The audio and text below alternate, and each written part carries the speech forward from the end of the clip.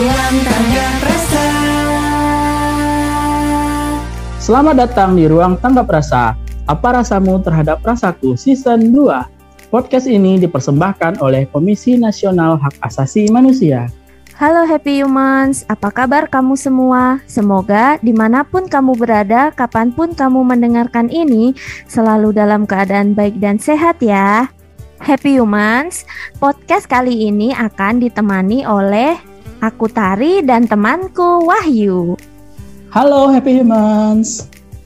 Hari ini kita mau ngobrol seru nih Happy Humans dengan salah satu penyuluh Komnas HAM, yaitu Mas Adrianus Abiyoga Primardani atau yang biasa disapa dengan Mas Abi. Nah, Mas Abi ini adalah PIC dari program Komnas HAM, yaitu PBH atau Polisi Berbasis HAM loh Happy Humans. Untuk itu, pada podcast kali ini kita akan membahas dan mengupas tuntas soal Polisi Berbasis HAM.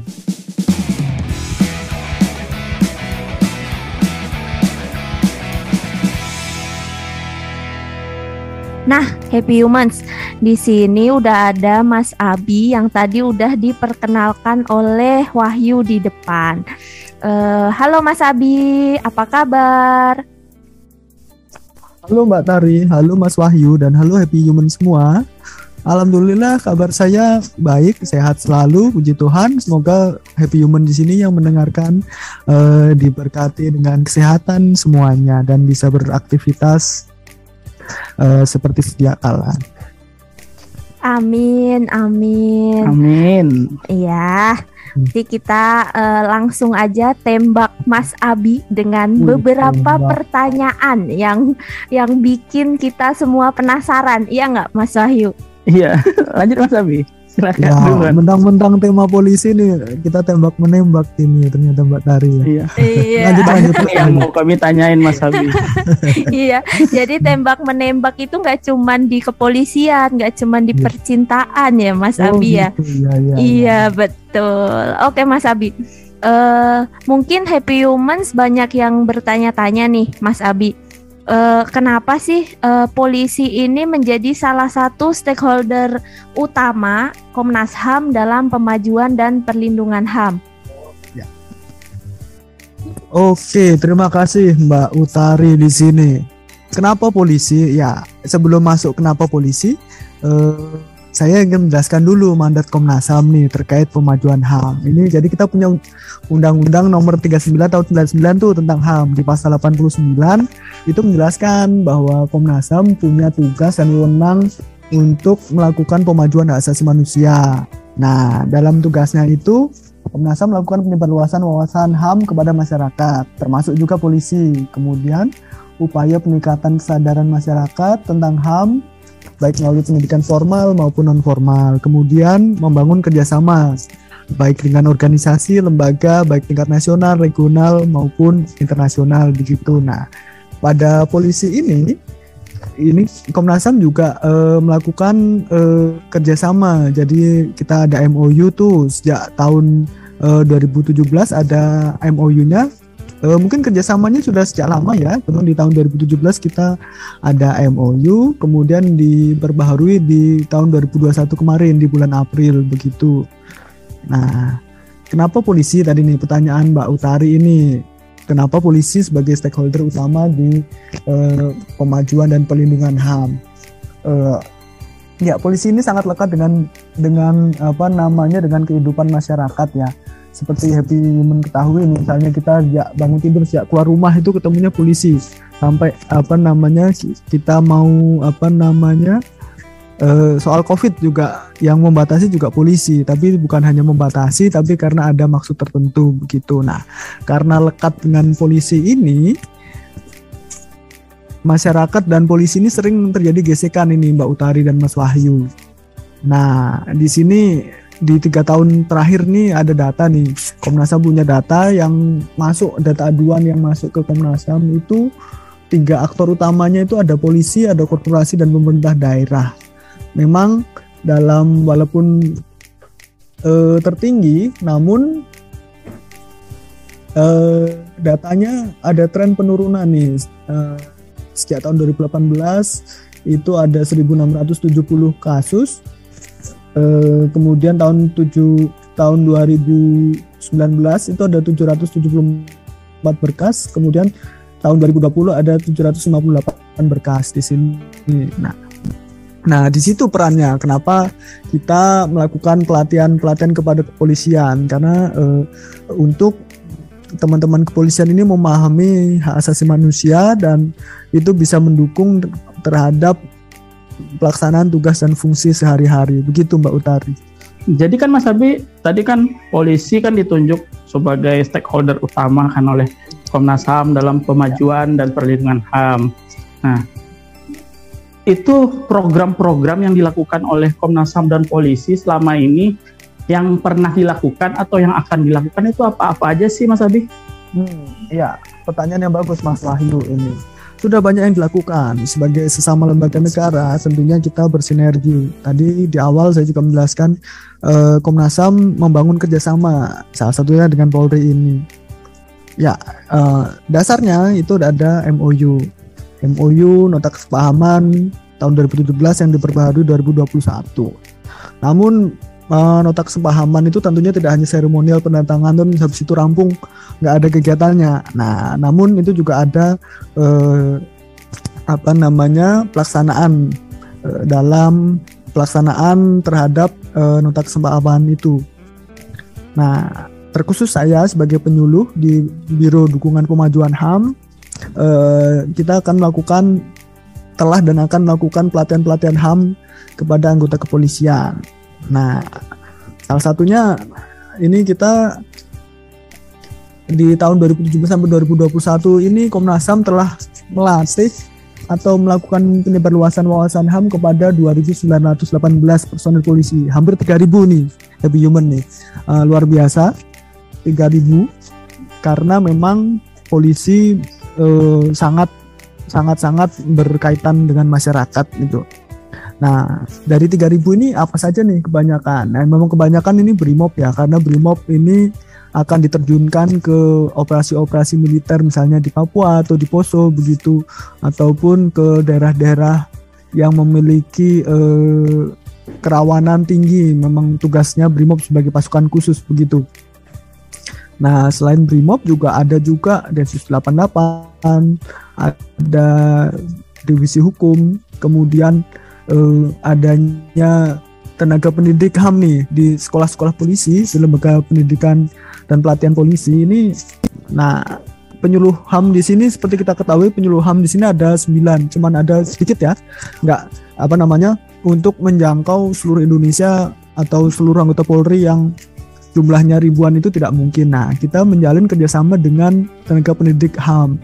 Harapannya adalah mereka bisa memberikan masukan, memberikan pemahaman HAM kepada calon-calon anggota kepolisian nih, biar nanti kalau polisi ini sudah lulus, sudah jadi polisi beneran, itu bisa melakukan hal-hal yang sesuai dengan standar hak asasi manusia dalam tugas sehari-hari. Nah, selain itu Komnas HAM juga mungkin titik berat Komnas HAM itu Kesatuan Reserse, Sabara, dan Tahti. Kenapa begitu? Karena Satuan Reserse ini yang mungkin lekat di masyarakat, misalnya kita mengadukan hal-hal tertentu, misalnya ada tindak pidana, ada dugaan tindak pidana, kita mengadukannya ke polisi dan kemudian yang menindaklanjuti adalah reserse tersebut yang melakukan pemanggilan, penangkapan, terus pemeriksaan dan seterusnya hingga pada tahap penyidikan itu reserse. Jadi reserse itu memang perlu untuk memahami hak asasi manusia supaya dalam pelaksanaan upaya paksa itu tidak berpotensi melanggar HAM. Kemudian dengan di Sabara dan Tahti ini terkait singkatan itu Mas Wahyu. Tahti itu tahanan dan barang bukti, itu unit yang mengelola tahanan ya, yang di tahanan-tahanan kepolisian baik di Polres maupun di Polsek begitu, dari teman-teman kita dari Tahti begitu. Nah, ada juga Komnas HAM juga punya kerjasama untuk penjagaan penyiksaan. Nah, dalam pemantauan KUPP itu juga terjadi potensi pelanggaran HAM juga di tahanan. Nah, di situ pentingnya kita melatih teman-teman dari Direktorat Tahanan dan Barang Bukti tersebut. Untuk wilayahnya sudah cukup banyak nih. Walaupun ada 34 provinsi, kita mencoba untuk melakukan pelatihan mulai dari Aceh nih. Dari Aceh ada Sumatera Utara, ada Sumatera Barat, ada Lampung. Untuk DKI Jakarta tentunya sebagai Polda Metro Jaya sebagai barometer keamanan di Indonesia juga punya peranan penting. Kemudian Jawa Barat, Jawa Tengah. Di Kalimantan cuma baru ada satu, di Kalimantan Timur, di Sulawesi ada Sulawesi Tengah dan Sulawesi Selatan, Bali, NTT, Maluku, serta Papua. Kemudian yang tidak kalah pentingnya adalah satuan-satuan kerja di lingkungan Mabes Polri begitu. Dan harapannya juga karena instansi pusat, harapannya mereka juga bisa menyebarluaskan wawasan HAM kepada satker-satker yang di bawah koordinasinya. Wah, ternyata udah banyak sekali ya Mas Abi ya pelatihan HAM yang dilaksanakan bersama dengan Polri. Lah kalau untuk penegakan HAM-nya sendiri Mas Abi, kira-kira seperti apa Mas Abi yang sudah dilaksanakan selama ini? Betul, pertanyaan cukup bagus juga Mbak Utari. Ini penegakan HAM ini termasuk isu yang cukup seksi juga ya. Jadi Komnas HAM masuk berita itu ketika ada kasus-kasus aduan pelanggaran HAM oleh kepolisian. Jadi ketika Komnas HAM memanggil polisi dalam rangka pemeriksaan kasus, pasti banyak wartawan yang datang. Nah, kalau soal pelatihan itu biasanya antusiasme wartawan itu tidak terlalu tinggi begitu. Beruntung nih teman-teman podcast Tanggap Rasa ini mengangkat isu tentang pelatihan hak asasi manusia. Nah, terkait soal kasus di sini Komnas HAM ini juga bekerja sama dengan Itwasum Polri, tentunya sebagai di bawah payung MOU pada tahun 2021 kemarin itu. Nah, kebetulan nih belum lama ini tanggal 17 Maret Komnas HAM menghadiri Rakerwas, rapat kerjasama pengawasan Polri di Bali begitu, yang diadakan oleh Itwasum Polri, dihadiri oleh Kapolri dan pejabat utama lainnya gitu. Komnas HAM sebagai pengawas eksternal juga memberikan masukan kepada kepolisian. Jadi pengawas eksternal itu salah satunya Komnas HAM, ada juga Kompolnas, ada juga BPK dan LPSK dan banyak lembaga negara lainnya. Kemudian di samping ada pengawas internal sendiri, ada juga misalnya ada dari Itwasum, untuk di daerah ada Itwasdanya begitu kan. Kemudian juga ada divisi Propamnya di pengawas internal begitu. Nah, di dalam Komnas HAM sebagai pengawas eksternal ini, Komnas HAM menunjuk 2 komisioner sebagai LO atau mungkin lebih mudah dipahami adalah penghubung dengan Itwasum Polri terkait dengan pemajuan HAM, terkait dengan pelatihan peningkatan kapasitas anggota kepolisian. Itu ada Komisioner BK Ulung Hattara. Beliau yang memang melakukan pendidikan penyuluhan kepada banyak anggota kepolisian tadi itu. Kemudian terkait kasus itu ada Komisioner Anam, yaitu Bapak Khairul Anam. Jadi kalau ada pengaduan terkait polisi bisa segera berkoordinasi. Hal ini bukan berarti mengurangi independensi ya human di sini. Namun agar bisa tertangani, misalnya ada aduan masuk nih terkait anggota kepolisian yang masuk ke Komnas HAM. Komnas HAM bisa berkoordinasi dalam hal meminta keterangan atau pemanggilan teradu atau pemanggilan pimpinan Satker Polri yang terkait. Begitu. Jadi bisa segera ditangani sebelum isu tersebut beredar luas di luaran dan kemudian menjadi liar. Namun bisa segera ditangani, bisa segera dicari jalan penyelesaiannya seperti apa. Wah, berarti hubungan Komnas HAM dengan Polri itu sepertinya juga sangat erat ya Mas Abi, sampai ada LO dari Komnas HAM itu Pak BK dan Pak Anam tadi. Ya, betul sekali Mas Wahyu. Cuman misalnya kita berteman erat nih, saya dengan Mas Wahyu nih. Iya. Kita berteman kan juga harus mengkritik ya, tidak hanya iya saja. Ketika Mas Wahyu ada keliru, tetap kita kasih tahu. Kalau tentunya bukan teman yang baik ketika kita tahu ada teman kita yang keliru bertindak tapi kita diamkan saja dan dia terjerumus, berarti itu kan bukan teman yang baik. Jadi sebagai teman yang baik juga memberikan arahan, memberikan panduan ketika ada yang keliru, juga bisa bisa diperbaiki supaya ke depan tidak hal-hal tersebut tidak terulang dan tidak meluas, begitu Mas Wahyu. Oh iya, terima kasih Mas Abi. Silakan Mbak Tari dilanjut lagi pertanyaannya, kita tembak terus nih Mas Abi ini. Wah, ya. Semoga. Iya. Tadi kan di awal Mas Abi sempat menyinggung soal polisi ini nggak jauh-jauh sama masyarakat gitu ya Mas. Nah betul. Itu gimana sih Mas seharusnya polisi ini bersikap dalam melakukan pelayanan kepada masyarakat? Pertanyaan yang bagus Mbak Utari. Gini, memang polisi sangat lekat dengan masyarakat. Betul sekali. Nah ini saya mengambil contoh nih, polisi memenuhi hak atas rasa aman. Misalnya kita kehilangan suatu barang nih, kita melaporkan nih, mengadukan ke SPK, Polsek atau Polres terdekat nih di sini. Nah di sini ditindaklanjuti oleh reserse nih, dari unit reserse menangkap maling tersebut. Nah ketika menangkap itu jelas merampas kemerdekaan seseorang, namun tentunya juga dengan dasar yang jelas, bukti permulaan yang cukup sesuai dengan prosedur yang berlaku. Misalnya polisi bisa saja menyita suatu barang yang patut diduga sebagai barang bukti tindak pidana. Nah kalau saya yang merampas, kalau saya sebagai orang sipil itu bisa disebut perampasan atau mungkin pencurian. Namun polisi bisa karena dimungkinkan oleh undang-undang. Kemudian polisi juga berwenang menahan seseorang bila dikhawatirkan orang tersebut melarikan diri, menghilangkan barang bukti, mengulangi perbuatannya. Namun pelaksanaan perampasan kemerdekaan itu juga harus sesuai prosedur yang berlaku. Kalau tidak sesuai prosedur, itu bisa disebut pelanggaran HAM nih. Nah, kemudian pertanyaan berikutnya, boleh nembak nggak sih polisi? Yang tadi kita bahas tembak menembak gini ya. Nah, kalau orang tersebut sudah nyerah ya nggak boleh ditembak. Misalnya ada yang video viral, ada bapak-bapak tua itu sudah jongkok tapi juga masih dikerumunin oleh sekian banyak anggota polisi begitu. Saya rasa itu tidak seimbang begitu. Namun juga ketika ada misalnya tersangka tersebut melawan, membahayakan petugas, membahayakan masyarakat yang lebih luas, polisi bisa kok melakukan tindakan tegas. Namun terukur, ini kuncinya terukur di sini dan bisa dipertanggungjawabkan.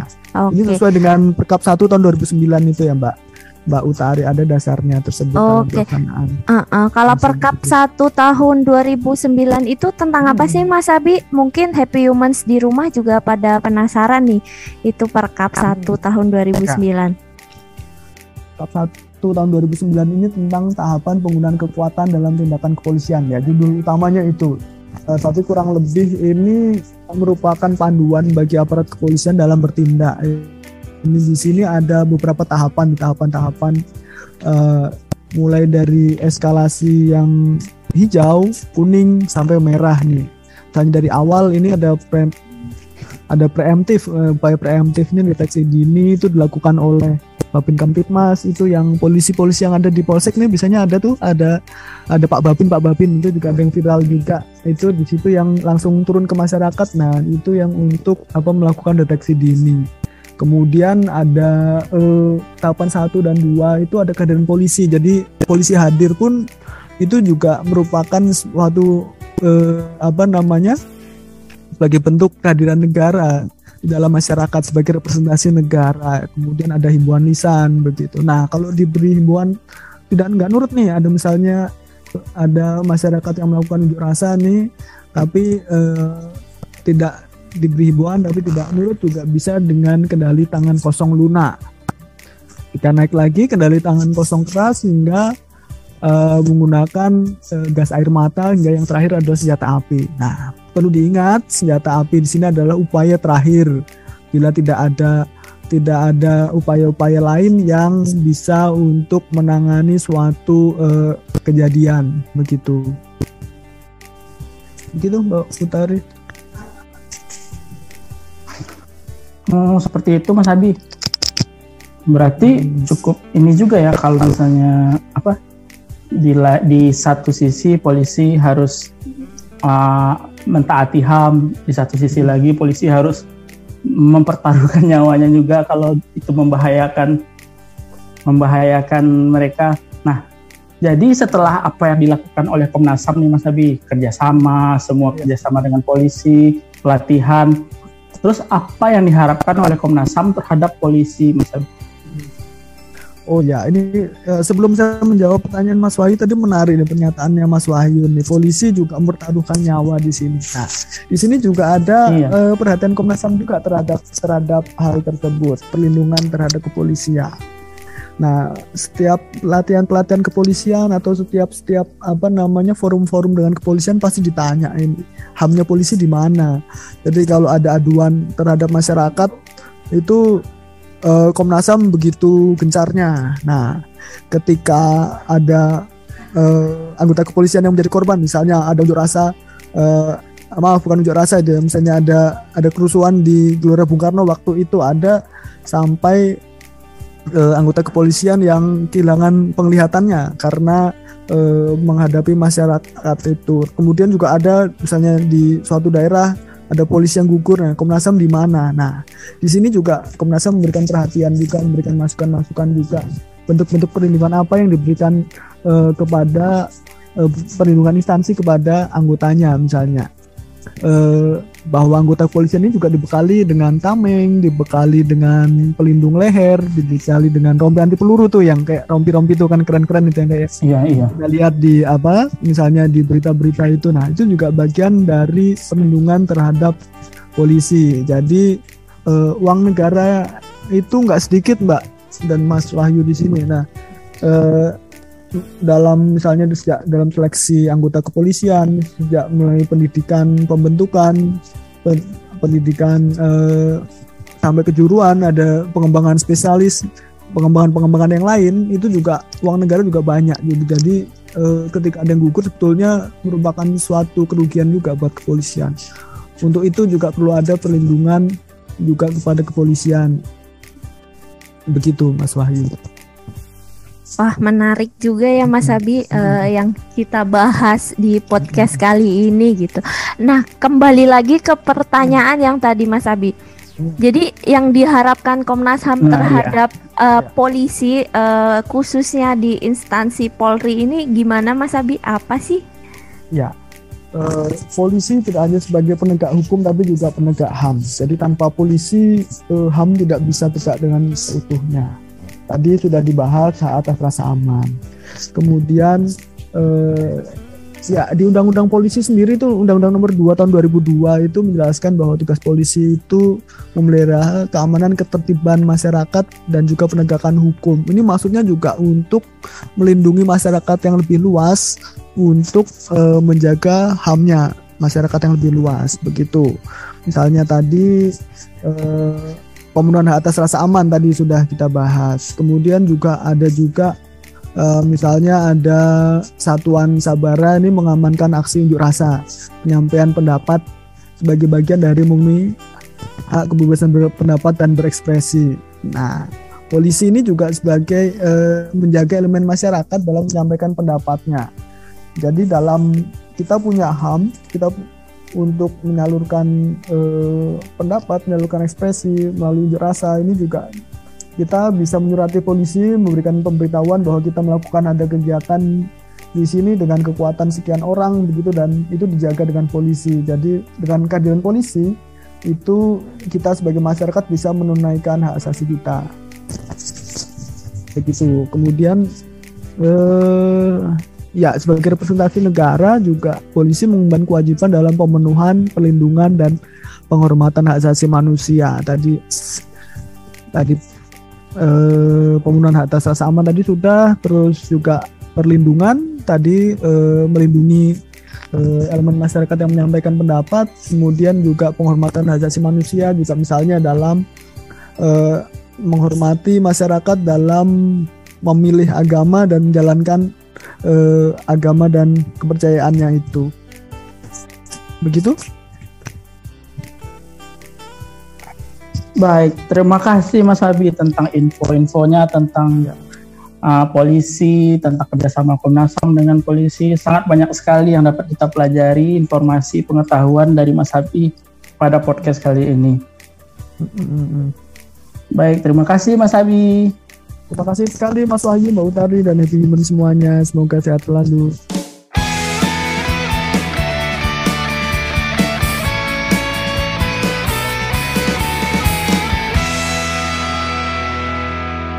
Nggak kerasa banget, emang udah hampir 30 menit tadi kita ngobrol-ngobrol sama, iya benar, sama Mas Abi. Oke Wahyu, kita sudahi saja untuk podcast kali ini. Dan juga kami masih menunggu feedback atau saran dari Happy Human sekalian. Kirimkan melalui email ke tanggaprasa@komnasham.go.id.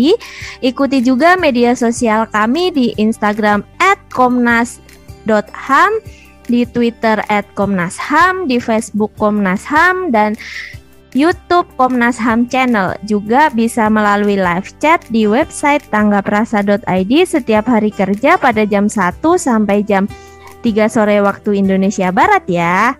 Baiklah Happy Human, sampai berjumpa di Rabu depan pukul 16 waktu Indonesia Barat di episode Ruang Tanggap Rasa Season 2 berikutnya. Salam sehat untuk semuanya Happy Humans, bye.